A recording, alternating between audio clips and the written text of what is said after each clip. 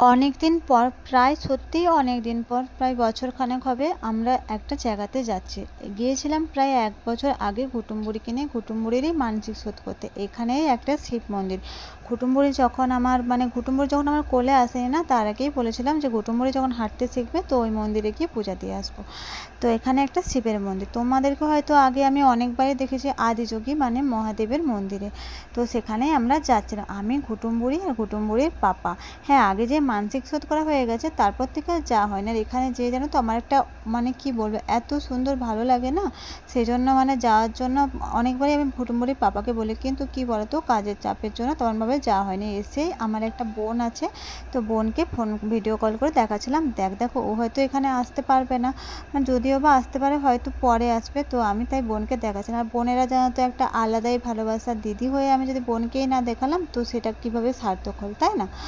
তো এই দেখো আদিযোগীর মন্দিরে এসে কুটুমবুড়ির পাপা বললো প্রথমে যে আমি একটু চা খেতে যাচ্ছি, তো তোমরা এখানটার মধ্যে থাকো। কুটুমবুড়িকে আমি ভেবেছিলাম যে কোলে রাখবো, তো কুটুমবুড়ি এসে ওর দুষ্টুমি শুরু করে দিয়েছে। আর এখানে দেখছো, এই দেখো অনেকে এসে বসে আছে। এই দেখো আমি তোমাদেরকে পুরো ভিউটা দেখাচ্ছি, এত সুন্দর লাগে জানো তো, পুরো ফাঁকা জায়গার মধ্যে চারিদিকে পাহাড়।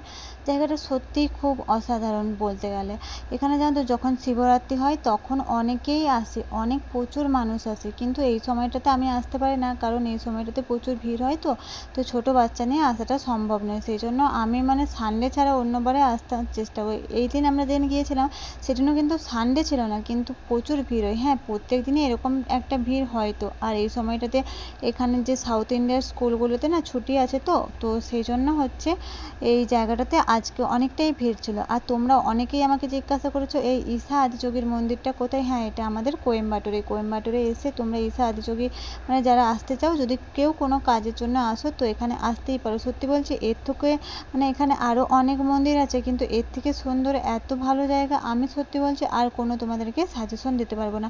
আমি অনেকক্ষণ অপেক্ষা করেছিলাম এখানে আদিযোগীর যে লাইট শোটা হয় না, এটা দেখার জন্য, সেটা তোমাদেরকেও একটু দেখলাম। আমি তোমাদেরকে এই যে মিউজিকটা হয় লাইট শোয়ের সময়, এটা তোমাদের দিতে পারছি না ভিডিওতে কপিরাইট আসার জন্য, কিন্তু সত্যি বলতে অসাধারণ লাগে। তোমরা এমনিতেই দেখো মহাদেবের না প্রত্যেকটা লীলা, সেখানে সপ্তঋষি সমস্ত কিছুই কিন্তু সুন্দরভাবে তুলে ধরা হয়, আর দেখলে যেন অসাধারণ লাগে। এটা শুরু হয় মূলত সন্ধেবেলায় 7টার পর, 7টা 20 দিকে শুরু হয়।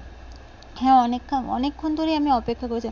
আমি বলছিলাম কুটুমবুড়ির পাপাকে যে আমি হয়তো আর ভবিষ্যতে কোনোদিনও আসতে পারবো কি না, এরও তো কোনো গ্যারান্টি নেই, তাই না? মানুষের কথা সত্যিই বলা যায় না, কিন্তু মহাদেবের কাছে যখন এসেছি আর আজকে যখন সুযোগ আছে তো আমি এটা দেখেই যাব।